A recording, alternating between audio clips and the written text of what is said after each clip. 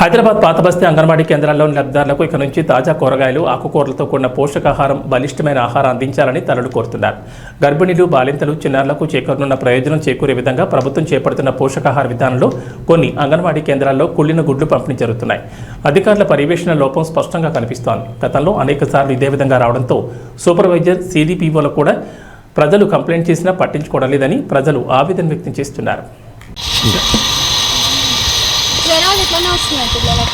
ఇప్పుడు మనం పిల్లలు మనం లేకుండా అట్నే తింటాం. నోట్లో పెట్టుకుంటుంది. ఇగో ఏమైనా మీకు అంత కావాలంటే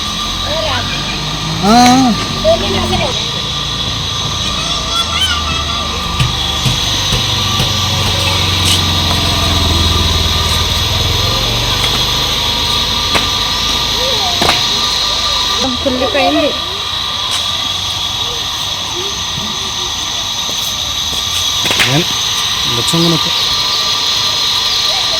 తీసుకుంటా టీచర్లు మంచిగానే ఇస్తారు. మాకు అట్లా ఏం లేదు కానీ ఫస్ట్ టైం ఏదో మిస్టేక్ అయినట్టు అదే పుల్లిన గుడ్లు వచ్చినాయి. తీసుకుంటున్నా నేను ఇప్పుడు రెగ్యులర్ గా తీసుకుంటారా మీరు గుడ్లు? రెగ్యులర్గా తీసుకుంటాను. ఏమేం తీసుకుంటారు? గుడ్లు, పాలు, అన్నము, పప్పు అన్ని ఇస్తుంది మేడం.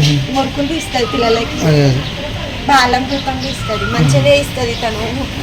గుడ్లు కుళ్ళిపోయిన గుడ్లు ఎట్లా గుర్తుపట్టారు మీరు? అంటే అది బాయిల్ అయినాక స్మెల్ బ్యాడ్గా వస్తుంది అనేసి అట్లా. మీరు తీసుకున్నప్పుడు ఎన్ని గుడ్లు తీసుకుంటారు?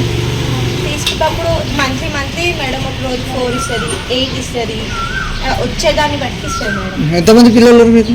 నాకు ఇద్దరు పాపలు. ఒక పాప ఒక బాబు. ఎందుకు సరే ఈరోజు తీసుకురా గుడ్లు. మీరు ఆ గుడ్డుని ఎట్లా గుర్తుపట్టారు? ఎన్ని గుడ్లు ఇస్తారు మీకు రెగ్యులర్గా తీసుకున్నా కూడా? ఆ గుడ్డుని ఎట్లా గుర్తుపట్టారు? గుడ్డు ఎట్లా గుర్తుపట్టారు మీరు? ఖరాబ్ అయినాయి అవి వస్తాయా? మీరు ఏమనుకోరు అంటే పిల్లలకు పెట్టానా వద్దా మళ్ళీ టీచర్ కంప్లైంట్ చేసారు? గవర్నమెంట్ నుంచి వస్తాయి కదా, మేమేం చేస్తాము అటు నుంచి అట్లా పంపిస్తారని చెప్పి పంపించినందుకు మేము ఇస్తాం మీకు అని అన్నాను. ఒకసారి మా చిన్నాయనకి కూడా ఫీవర్ వచ్చింది. దానివల్లనే ఒక వారం రోజుల దాకా అట్లనే ఉన్నాడు. ఆ గుడ్డు తిన్న ఫీవర్ కూడా వచ్చింది. తిన్న నెక్స్ట్ డేకి వచ్చేసి. మీరు ఎప్పుడు తీసుకున్నామా గుడ్డు? మీరు తీసుకున్నప్పుడు అప్పుడప్పుడు వచ్చినాయి? ఒక ఎన్నిసార్లు వచ్చినాయి మీకు? ఒక 4-5 సార్లు వచ్చింది. మీ 4 సార్లు వచ్చింది అట్లనే. చాలా సూపర్.